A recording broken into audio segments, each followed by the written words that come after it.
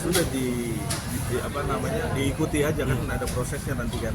Tapi setidaknya memang Mas Ihsanul dengan adanya gugatan ini memberikan dampak yang cukup ya berat ya, karena memang ini kan namanya perceraian dan gugatan ini juga dilayangkan. Ya kalau kita lihat flashback ya ke belakang ya, tentunya Mas Ihsanul masih sebenarnya melihat seperti ini kan bisa dibicarakan dengan baik kan gitu. Tapi itulah yang dinamakan satu keputusan yang diambil oleh Mawa. Makanya nanti kan tentunya pasti ada perjalanan daripada proses nanti persidangan. Sebelum persidangan juga nanti pasti ada pertemuan untuk ditemukan,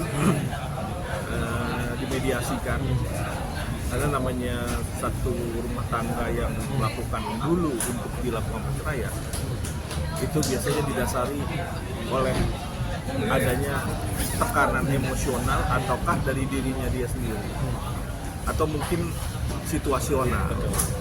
Itu yang kita nggak pernah tahu. Yang sekarang si Ihsanul melihat ini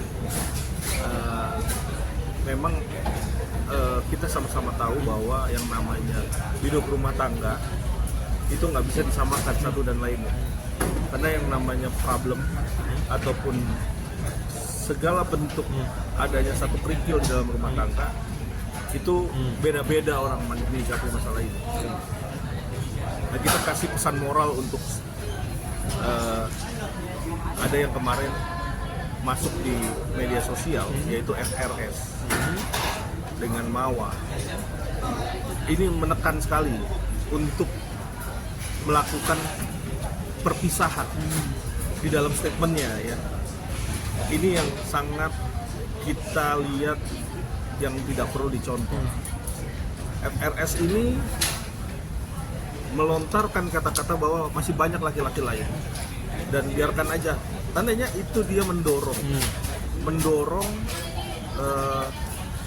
supaya agar Mas Ihsanul dengan Mawa ini berpisah. Sedangkan rumah tangga dia belum tentu sama dengan rumah tangganya Mas Ihsanul. Inilah yang terjadi. Jadi sebenarnya biarkanlah mereka secara natural. Kalau memang akhirnya pun ya berpisah, qadarallahnya memang berpisah, itu memang bukan berdasarkan tekanan-tekanan oleh public figure. Udahlah, pisah aja. Karena dia bisa merasakan apa yang dirasakan oleh Mawa. Tapi Mawa sendiri seorang yang masih umur 25 tahun, 26 tahun jalan sekarang ini. Ini kan masih sangat amat muda dan masih emosional dan belum tahu bagaimana prosesnya nantinya. Biarkanlah mereka berdua yang bisa nyesain kan. Nggak bisa lah orang lain masuk ke dalam ranah yang namanya rumah tangga yang sangat amat privasi.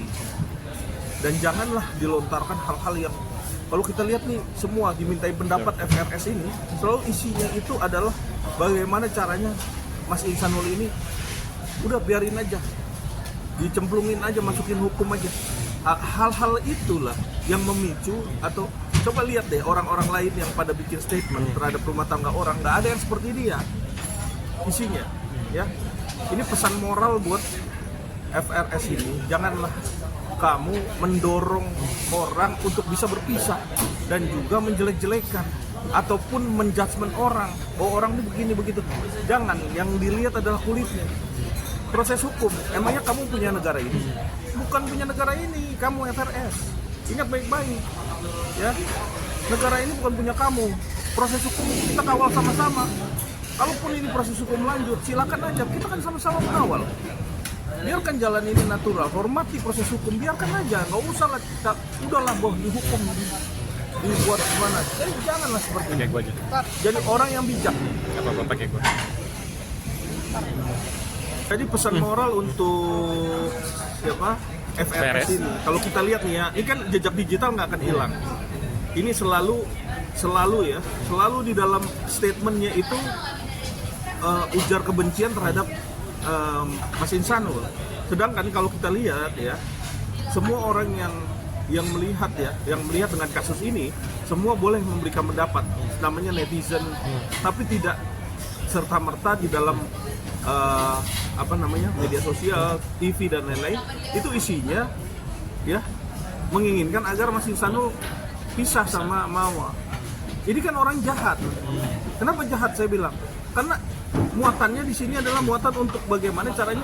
Udah cari aja laki-laki lain kalau statementnya. Kita lihat di sini nih.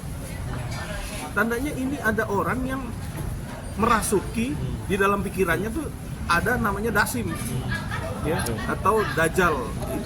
Itulah yang dilihat bahwa dia ini diselimuti oleh setan. Kenapa? Karena isinya kalau kita melihat nih, orang kan memberikan statement, ya kita doakan aja kalau memang qadar Allahnya pisah ataupun lanjut, kan begitu. Kita kan bisa sebagai orang luar tidak tahu dalamnya, itu kita kasih pendapat yang secara natural, secara objektif, ya kan? Itu orang yang benar. Tapi kalau kita lihat di sini, FRS ini selalu melontarkan hal-hal yang isinya adalah kebencian kepada Ihsanul. Kan ini orang jahat, nggak baik lah. Kalau orang baik nggak begini caranya. Karena Mas Ihsanul dengan Mawa ini masih dalam proses bagaimana caranya dia bisa melakukan perdamaian dengan caranya sendiri, jangan pakai cara orang lain. Ya kita menduga Mawa melakukan satu tindakan yang namanya perceraian atau gugatan perceraian itu gara-gara dia, kita dugaan. Karena kenapa dia ini isinya kebencian. Lihat deh, kemarin dia bikin statement isinya begitu juga. Biarkan proses hukum, biarkan proses hukum, polisi yang melakukan suatu proses tindakan laporan dari Mawa. Biarkan aja ini berjalan, ya. Emangnya kamu milik negara, punya negara ini punya kamu, bisa ngatur, oh begini begitu, bisa ngatur Ihsanul di penjara. Negara ini negara hukum, sama di hadapan hukum. Ya, kita kasih tahu nih sama FRS, kita pantau terus dari jejak digitalnya dia. Berkali-kali dia masuk ke media, isinya apa? Udah cari laki-laki lain, udah pisah aja, udah biarin aja. Ini apaan nih orang kayak begini? Nggak patut, ya. Emangnya keluarga dia sama keluarganya Mas Ihsanul? Kan enggak. Kita lihat yang objektif aja. Jangan ngelihat orang, ya, dari kulitnya, taunya kulitnya, tapi nggak tahu dalamnya. Tapi bikin statementnya udah luar biasa. Itu yang terjadi. Kita liatin terus nih. Siap. Oke, Ihsanul, sedikit terkait kamu akhirnya digugat cerai, ngerasa shock dan kecewa gak sih? Ibaratnya kamu sudah berusaha mau rujuk, bang, sudah mau ada ibaratnya itikat baik lah, sudah minta maaf juga, ya kan, di publik. Ini gimana nih kamu ngerasa kaget, shock dan kecewa? Kalau dari aku sedih sih, ya. Tapi mau gimana pun kan udah berjalan semuanya, jadi jalan prosesnya seperti apa kita lakukan. Yang jelas kalau dari aku utamakan yang terbaik untuk keluarga, gimana caranya bisa introspeksi diri, mengevaluasi diri. Pastinya ini untuk jadi perbaikan ke depan karena ada anak. Bisa dibilang yang tadi Abang Tommy bilang, FRS itu agak sedikit ngaruhin juga gak sih? Kan kamu juga pernah bilang ada orang yang di belakang Mawa yang ibaratnya mau kompor-kompor, mau panas. Gimana? Bisa bilang gitu ya, dugaan kamu?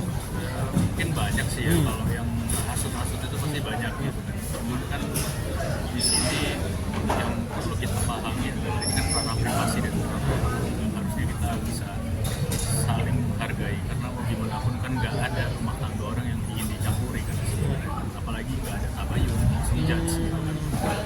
Jadi kan ini bisa dibilang umurnya jauh lebih tua ya, FRS itu ya. Harapannya bisa jadi contoh yang baik juga gitu kan. Apalagi sering isi kajian juga. Harapannya kalau misalnya memang mengutamakan akhlak, langkah lebih baiknya ya ayo kita diskusi bareng tabayun. Jadi kita bisa menjelaskan dulu perkara seperti apa, tidak memulai dari perspektif satu pihak saja. Komunikasi kamu sama Mawa sendiri sejauh ini bagaimana ya kalau untuk setelah ada gugatan itu sendiri? Masih diupayakan.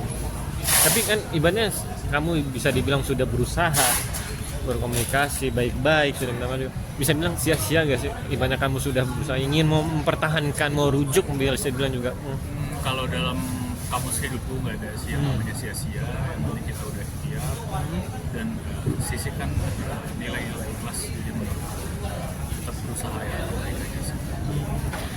Sanul, langkah apa yang kamu akan ambil setelah kamu mendengar kabar kamu sudah digugat cerai di PA Medan untuk sekarang ini?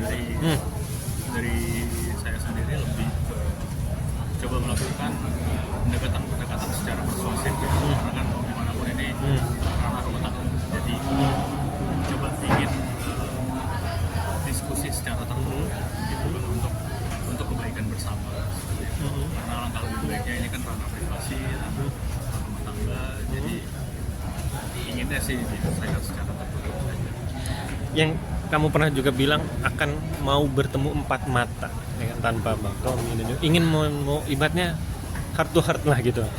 Apa sih yang ingin kamu sebenarnya sampaikan ke Mawa? Kan selama ini ya walaupun cuma bisa ketemu tapi nggak ngobrol banyak, tapi akhirnya sudah ditalak di PA Medan. Ini gimana? Sebenarnya banyak gitu kan. Banyak ya, salah satunya karena kemarin udah ketemu sama anak, jadi menyampaikan juga kayak gini keinginan anak supaya bisa bareng-bareng kayak gitu kan. Karena mau gimana pun anak kan juga berharap orang tuanya bisa bareng-bareng, bisa utuh lagi, kan udah ketemu sih yang jadi prioritas utama untuk dia. Dari keluarga besar kamu gimana mendengar Mawa akhirnya mentalak cerai kamu?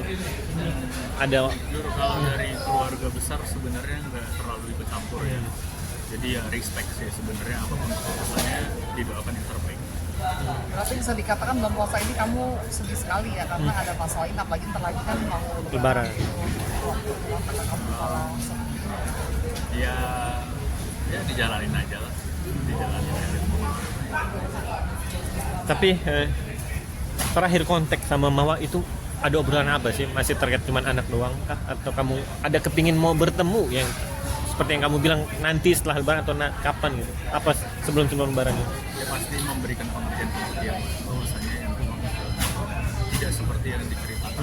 Ini semua duduk perkaranya berbeda, tidak seperti yang ceritakan atau diberikan narasi-narasi yang dibuat sama media dan orang-orang yang berhasil. Maksudnya bukan membela diri, tapi ya dari saya sendiri sebenarnya ada perlu evaluasi, koreksi diri, terus menjelaskan bahwasanya memang case rumah tangga itu di setiap rumah tangga orang pasti ada aja, tinggal gimana caranya kita bisa mengatasi situasi. Itu sudah kamu WhatsApp ke Mawa? Sudah kamu utarakan sebelumnya? Ya pelan-pelan. Sudah. Responnya dia tidak ada jawaban di WhatsApp gimana atau di telepon? Untuk saat ini kan dia lagi sibuk, ya mungkin aku juga harus respect lah karena dia mungkin nyari bukan pelampiasan ya, tapi kayak karena aku juga ngerasa dia pasti ada rasa kecewa juga. Bicara sibuk, Inara kan juga bilang ya Mawa ibaratnya kayak artis yang baru lah, muncul tiba-tiba selalu sibuk tapi kira mau ketemu untuk, kan dia bilang mau minta maaf secara langsung kan sama netizen, kan ditantang tapi ya tidak pernah bisa. Tanggapan kamu gimana? Di sini aku menilai dari semua pihak ya. Kalau menurut aku dari semua pihak memang harus nurunin egonya masing-masing, termasuk diri aku sendiri gitu ya. Kita harus bisa sama-sama mencari solusi kedepannya seperti apa. Jadi nggak bisa serang pihak aja nih.